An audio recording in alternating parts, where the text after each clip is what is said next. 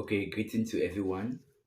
Today I'll be talking on infertility in men and in female. Okay, before we start, I would like to define what is all about infertility. Infertility is the opposite of fertility. Fertility is the ability of a man and a woman to conceive, to give birth to a child after having an unprotected sex for at least 6 months to 12 years.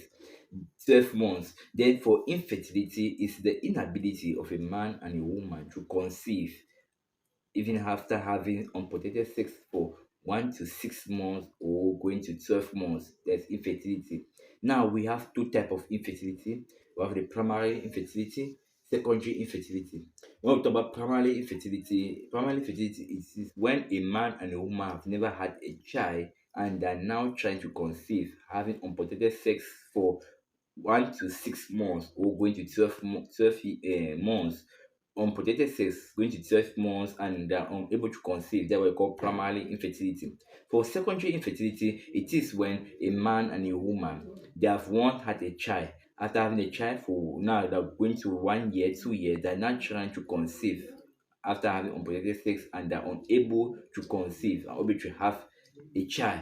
That we call secondary infertility. Now we have many factors or many things that can cause infertility in both males and female. I will start with males. We talk about infertility.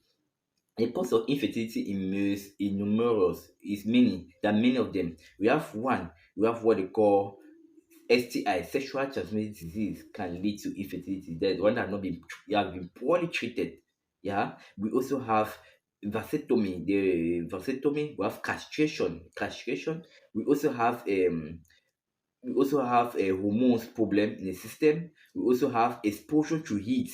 Exposure to heat, example for those that have hernia and have large veins at the level of the testes. I know with large veins at the level of the testes, we have increase in heat at the level of the testes. Also have sexual weakness. Sexual weakness can also lead to that. Low sperm count can also lead to those things. And for us to manage that is all about lifestyle. It's all about lifestyle. It's all about starting from the beginning. The primarily, if you can see how you can control your lifestyle. If you were consuming alcohol, you have to reduce the consumption of alcohol or quit out of consumption of alcohol. If you were smoking cigarette, you either reduce the consumption of cigarette or you quit out of consumption of cigarette. You also control your lifestyle. If you are working where there's excess heat, you also have to stop working where there's excess heat. If you were putting your phone in your pocket, I know with phone, especially when it is hot, too much hot, I know your pocket is closer to your testes. You will also be close. The temperature of your testes will be higher and will lead to infertility. So all those things you need to identify them and try to see how you can cut yourself out of those things. Now going to females, female infertility, there are many. We have one hormone imbalance. We have hormone imbalance. We also have a prolapse. We have prolapse. We have fibroids at the level of uterus. We have aeration of the ovaries. Aeration of ovaries. We also have STIs, poorly treated STI that are not poorly treated. We also have blockage of the fallopian tube.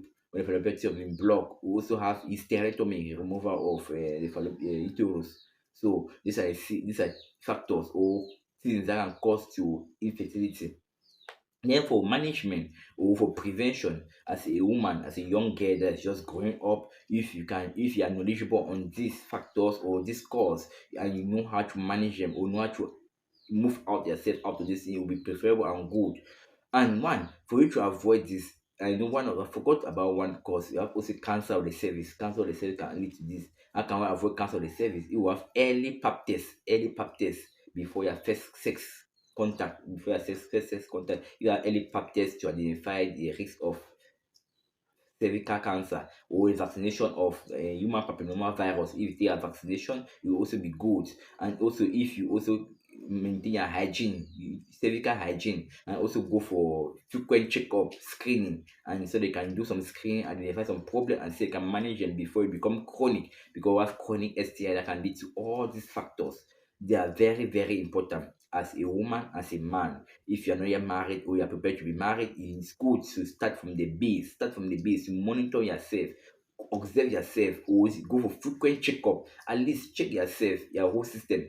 at least once a month. Once a month, go to the hospital, meet a gynecologist, meet a specialist, meet a doctor, a physician, a nurse, tell them your problem. They may check you, monitor you from head to toe, and say, okay, go home, do this, do that, do that. It's not all about taking medication, because one medication that can lead to this problem, this infertility. Like example, what we call family planning commodities such as depot.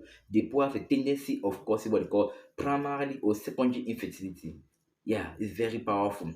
And you have to take note that in health, it's not all about medication. It's all about the mindset, the physical, the mental, social well-being of an individual. Yeah, you have to take note of those things. Whenever you are hurt, you are physically strong, it's good to go to the hospital for screening. When they screen, they identify a problem, they diagnose, they have to manage it. After managing, they see how you can come back there for rendezvous, for follow up, and ensure that you are fine. It's very, very important. Please, for us to see how we can reduce the rate of infertility so far in our young age or in our youth, in our community, please like help me to share, like, and subscribe on my video. Thank you very much for your time.